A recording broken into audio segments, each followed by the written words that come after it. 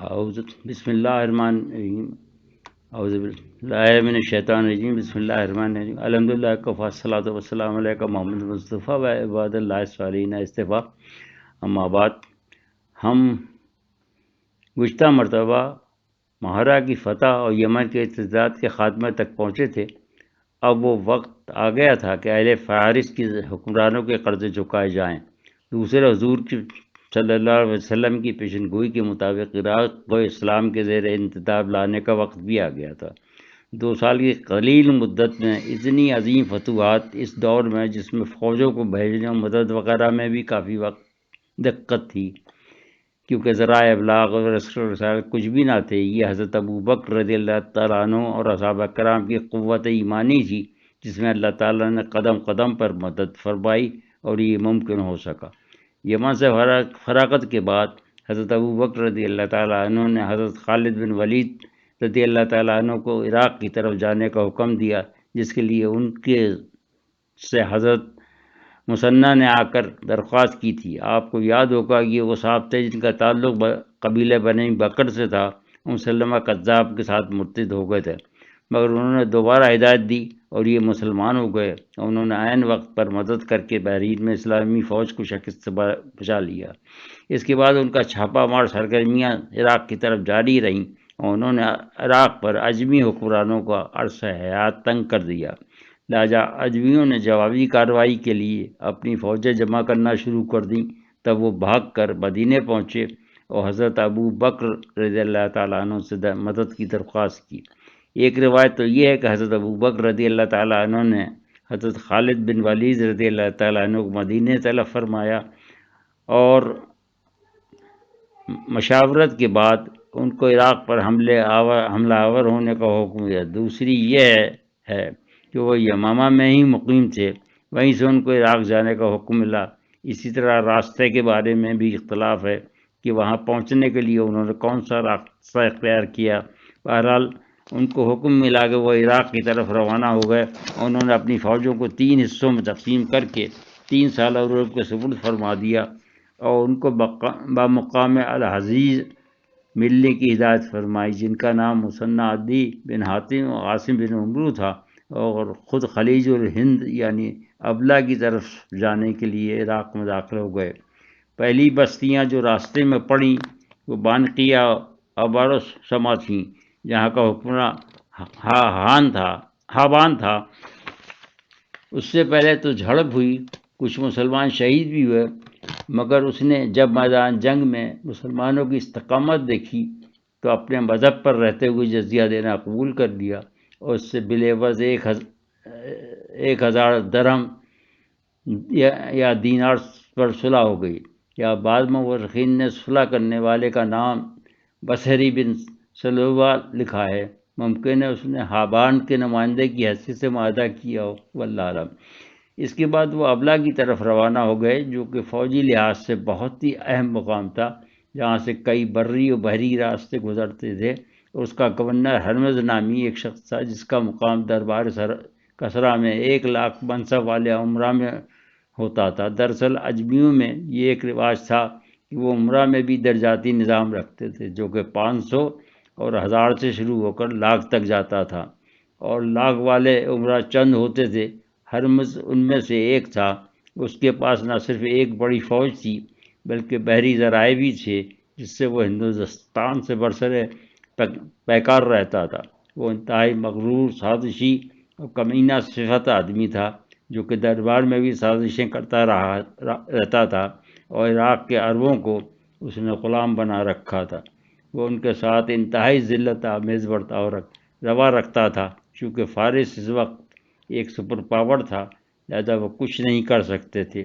جیسے ہی حضرت خالد رضی اللہ تعالیٰ عنہ کو خط ملا، انہوں نے ہرمز کو لکھا کہ تم یا تو اسلام قبول کر لو ورنہ جزیہ دو، اگر یہ بھی منظور نہیں ہے تو جنگ کے لیے تیار ہو جاؤ، پھر میں تمہاری طرف ایسے لوگ بھیجوں گا جو موت سے اس طرح محبت کرتے ہیں جس طرح تم زندگی سے۔ اس نے فوراً جنگی تیاری شروع کر دی، اور اپنی فوجوں کو لے کر یمامہ سے آنے والے راستے کے ایک مقام کاظمہ پر پہنچ کر مقیم ہوا، تاکہ ابلا پہنچنے سے پہلے ہی وہ حضرت خالد رضی اللہ تعالیٰ عنہ کا مقابلہ کرے۔ تو اسی طرح اس نے وہ خط مزید امداد کے لیے دوسرے سرداروں کی طرف بھیج دیا۔ حضرت خالد رضی اللہ تعالیٰ نے ایک جنگی چال چلی اور اسے چکر دے دیا۔ وہ بجائے کاظمہ کی طرف براستہ راست جانے کے ابلا کی طرف براستہ حفیر ایک غیر معروف مگر مختصر راستے پہ چلے۔ جب اس کو پتہ چلا کہ وہ براہ راست ابلا جا رہے ہیں تو وہ فوراً حفیر کی طرف پلٹا۔ جب حضرت خالد رضی اللہ تعالیٰ عنہ کو جاسوسوں نے یہ اطلاع دی تو وہ واپس کاظمہ تشریف لے آئے۔ اب اس کے لیے کوئی چارہ نہ تھا کہ وہ واپس ان کے سامنے آ کر مقابل ہو، کیونکہ اجمیوں کے طریقہ جنگ یہی تھے۔ وہ اور فوج وہاں پہنچ کر ابھی کھانا ہی کھا رہے تھے کہ حضرت خالد بن ولید نے رضی اللہ تعالیٰ عنہ نے سفر سے نڈال فوج کو جا لیا، جس کو اس نے پابہ سلاسل کیا ہوا تھا، اور ان زنجیروں کی بوجھ کی وجہ سے چلنا پھرنا ان کے لیے بہت تھا۔ اس نے کھانا چھوڑ دیا اور فوج کو لڑنے کا حکم دینے سے پہلے عیاری سے کام لیا اور حضرت خالد رضی اللہ تعالیٰ عنہ کو دعوت معذرت دیتے ہوئے کہا آپ ہم دونوں فیصلہ کر لیں۔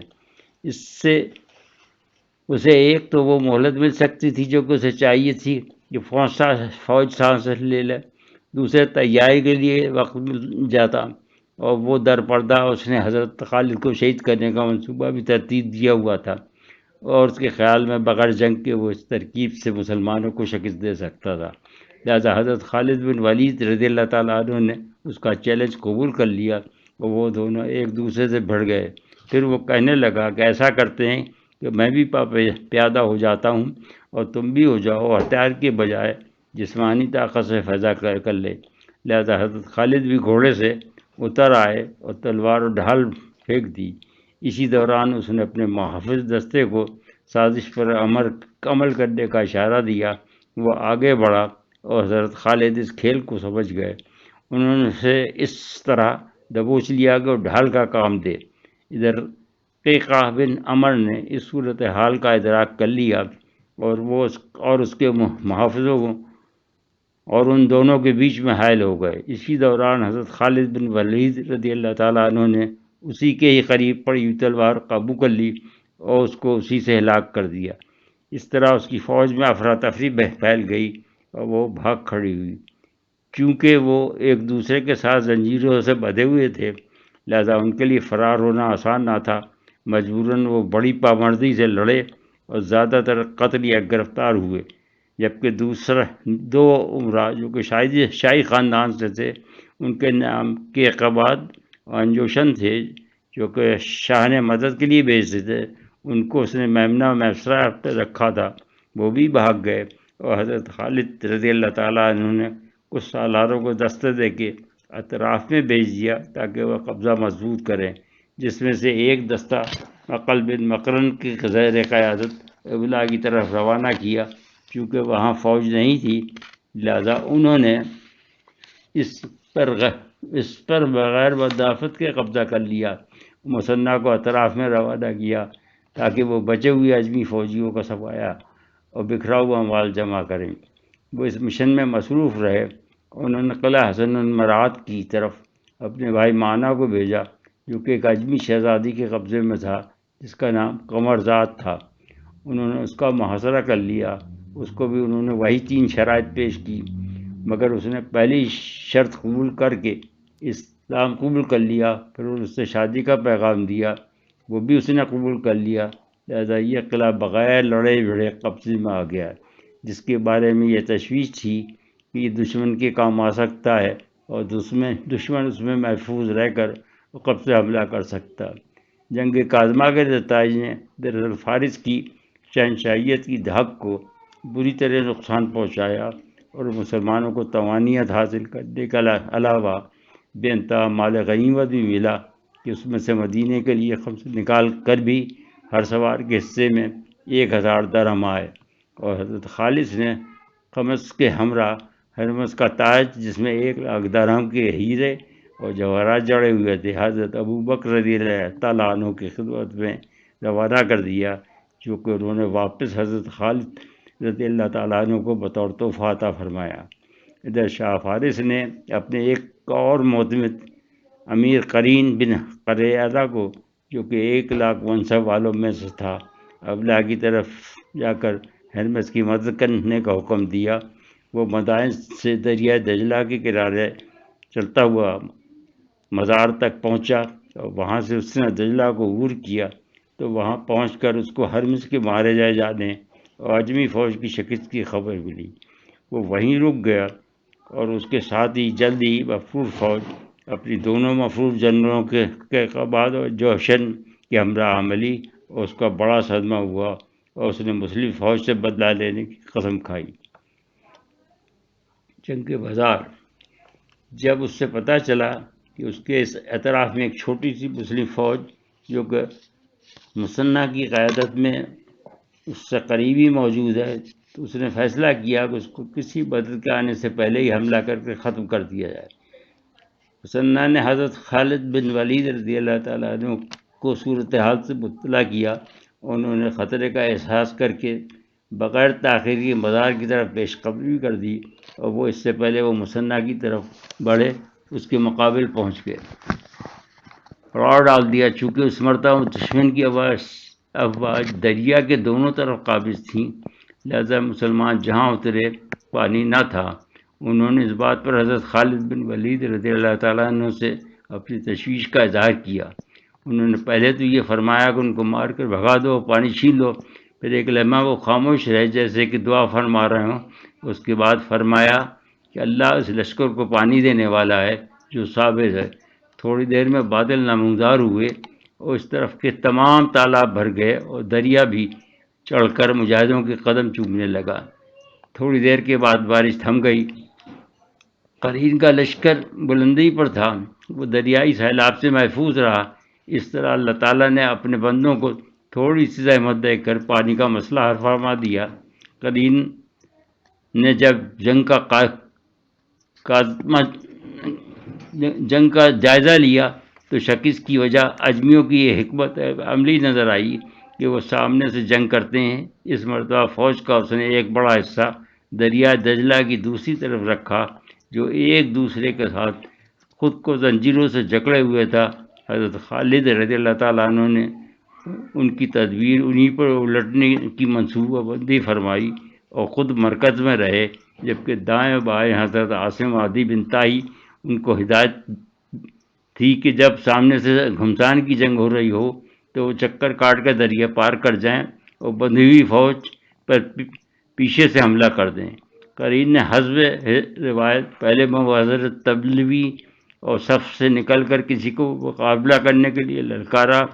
حضرت خالد بن ولید رضی اللہ تعالیٰ عنہ مقابلے کے لیے بڑھے، مگر اس سے پہلے گھوڑا بڑھا کر عقل بن اشع پہنچ گئے، اور بہت ہی ماہر شمشیر زن تھے۔ انہوں نے قرین کو ہلاک کر دیا۔ پھر کے بعد انجشن بڑھے، انہیں بھی عاصم عدی بن حاتم نے قتل کر دیا۔ تینوں جنرل مارے جانے کے بعد اجمی فوج حوصلہ چھوڑ بیٹھی، اور اسی دوران حضرت خالد نے عام حملہ کر دیا۔ گو کہ اجمی فوج نے کسی حد تک مقابلہ کیا، مگر پھر بھاگ کھڑی ہوئی، اور اسلامی فوج نے آگے اور پیچھے دونوں طرف سے ان کو تلواروں کی دھار پہ رکھ لیا، اور ان کے 30,000 سپاہی مارے گئے۔ اس کا نتیجہ یہ ہوا کہ اب لوگ خود مسلم فوج کی طرف رجوع کرنے اور معاہدے کرنے لگے۔ حضرت خالد بن ولید رضی اللہ تعالیٰ عنہ نے اپنا صدر مقام کسی فوجی مصلحت کے تحت حفیظ میں رکھا، اور ایک جماعت مسلمانوں کی ترتیب دی جو مختلف علاقوں کا انتظام سنبھالے۔